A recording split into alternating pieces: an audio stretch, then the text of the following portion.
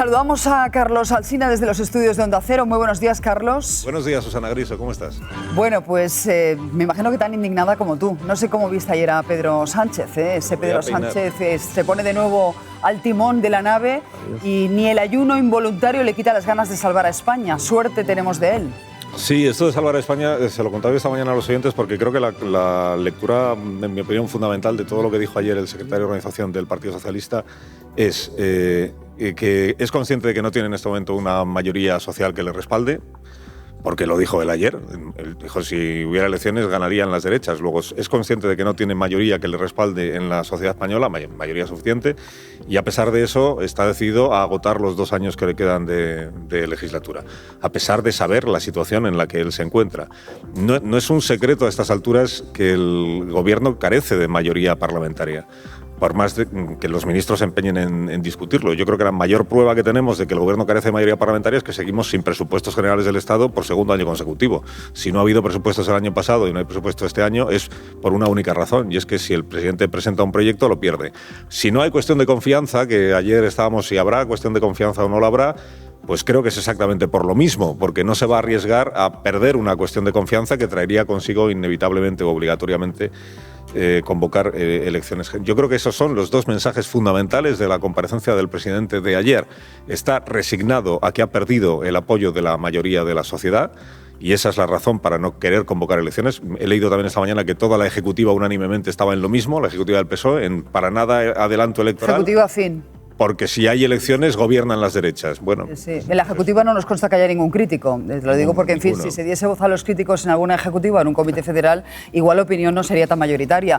En cualquier caso, yo me pregunto, Carlos, ¿en algún momento Pedro Sánchez se plantea qué es lo mejor para España y los españoles? Más allá de resistir, enrocarse, bunkerizarse. Si hay que atender a lo que él dice, él siempre piensa en los españoles, siempre piensa en el bienestar de los españoles, porque él es un hombre que no tiene ambición de poder y que en modo alguno quiere atornillarse al poder, esto también lo ha dicho.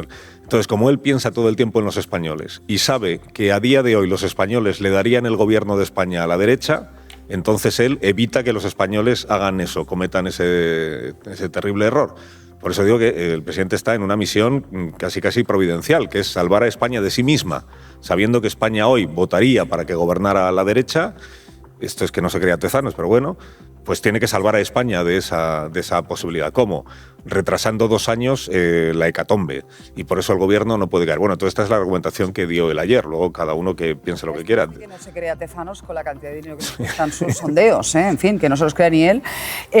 ¿Cómo interpretas que Esquerra haya decidido dejar su reunión con el presidente hasta interpelarle en la sesión de control? ¿Eso es postureo?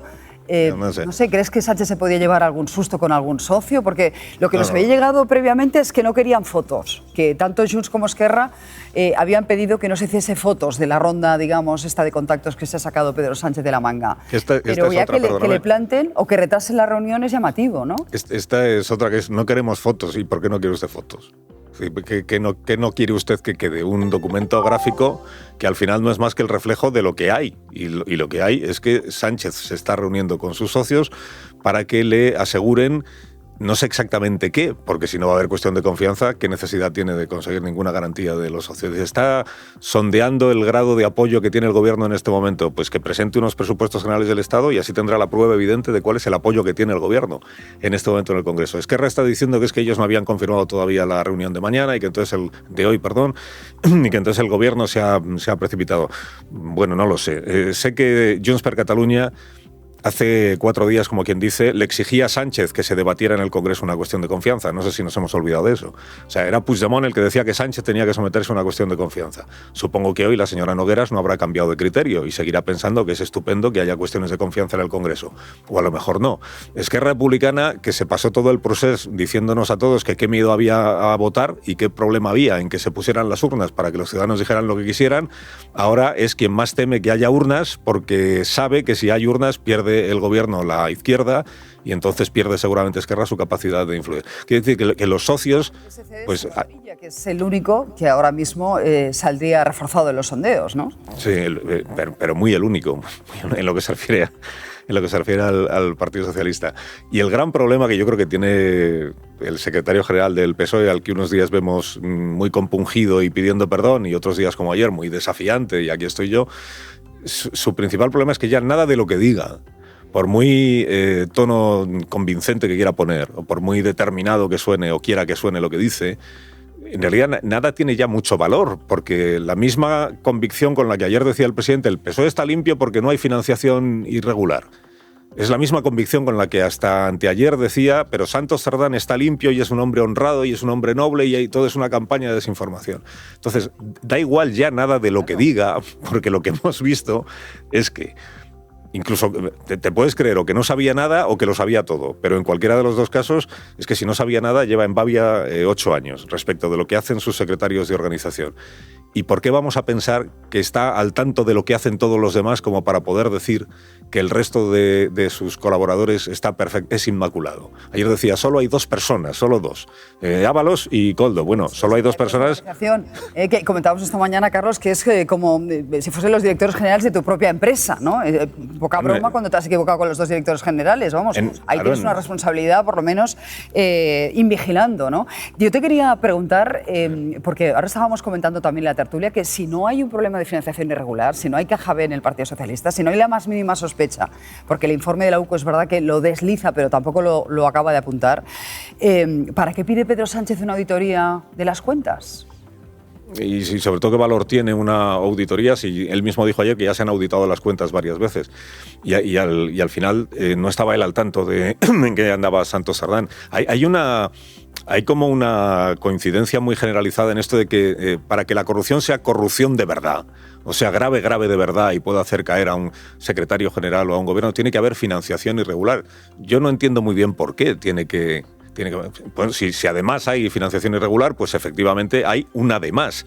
Pero solo con lo que ya hay, estamos hablando de, presuntamente, una trama en la que estaban 2 secretarios de organización del Partido Socialista, los 2 que ha habido en los últimos 8 años, creo recordar, pero una trama que necesitaba de que el Partido Socialista tuviera el poder, tuviera el gobierno, para poder tener algo que ofrecer a los corruptores que ofrecían a su vez las mordidas. O sea, las comisiones y las mordidas se pagan, presuntamente, por adjudicaciones de obra pública.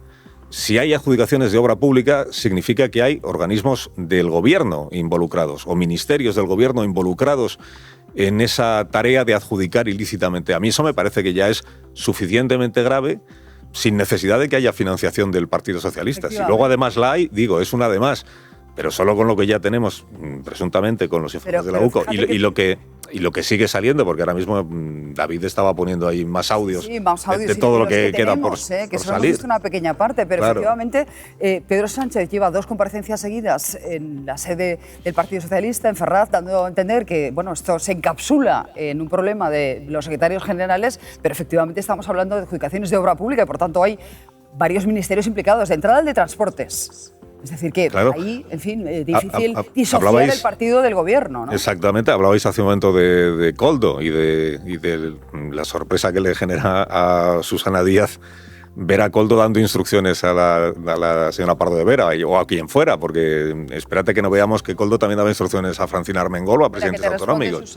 Sí, si yo comparto con Susana esto. Me imagino un asesor o un guardaespaldas dando instrucciones a un director general de cómo tiene que repartir las obras. Es que me quedo flipando. Porque no era un asesor ni un guardaespaldas, era la encarnación de Ábalos para el resto del partido, porque Ábalos en aquel momento, quiero recordar que era secretario de organización del partido y a la vez ministro de Fomento y el ministro de mayor peso político seguramente en el gobierno y el hombre de confianza de Pedro Sánchez. Si Koldo es a su vez la encarnación de Ábalos, pues significa para sus interlocutores, entiendo, todo eso. Pero no tiene un pase. No tiene un pase que un director general o directora general de un ministerio del gobierno de España le dé la instrucción a un guardaespaldas y diga, espera que voy a buscar la solución. No tiene un pase eso, es que no lo tiene. Sí, yo no estoy de acuerdo contigo, ¿no? Susana. A lo que vamos es estamos hablando de acciones de gobierno. Cuando el otro día decía Maillo, Izquierda Unida, dice, no, pero este es del Partido Socialista, no del gobierno. Perdón, las adjudicaciones de obra pública son del gobierno. Claro. Y por eso las irregularidades afectan a un ministerio o a varios, ya veremos. Y por eso esto de encapsular el asunto en el Partido Socialista me parece que no tiene... No cuela. Como diría Susana, no tiene un pase. Efectivamente. Gracias, Carlos. Te deseo una feliz semana. Intensa y convulsa lo va a ser. Bueno, iremos viendo. Iremos también, me temo. Sí, no parece que... Bueno, que tengáis buena mañana y igualmente. Muchas gracias, como siempre. Bueno, pues nos vamos...